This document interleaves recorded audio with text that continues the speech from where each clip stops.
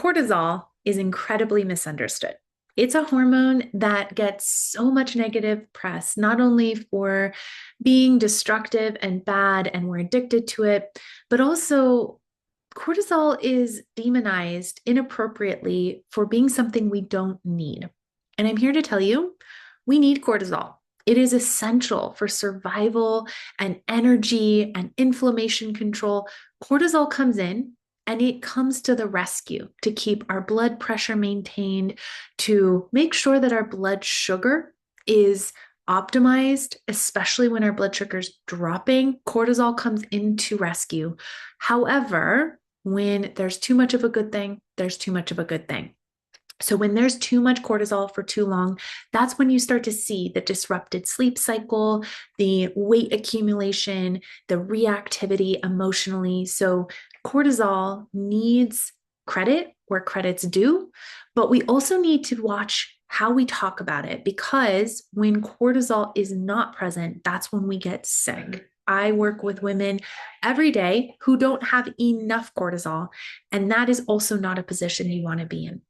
So I'm here to say that if you want to optimize your cortisol, if you want to bring out the best qualities of cortisol, there's three things you can do. Number one, you can go to sleep at the same time every night.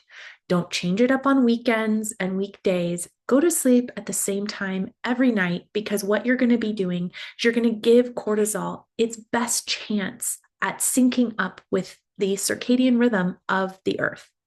The second thing you can do is eat more protein strategically.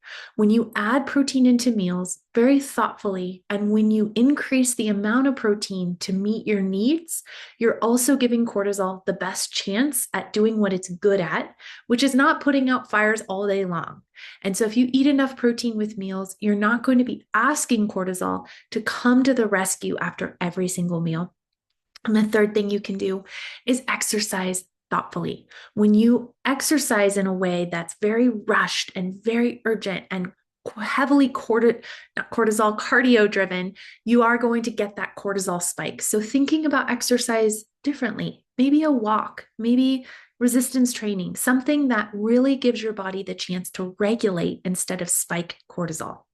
So next time you see any press around cortisol being the devil, think again. It's actually here to support you, but you've got to tango with it. You have to be partners with your cortisol so that you two can bring out the best in one another.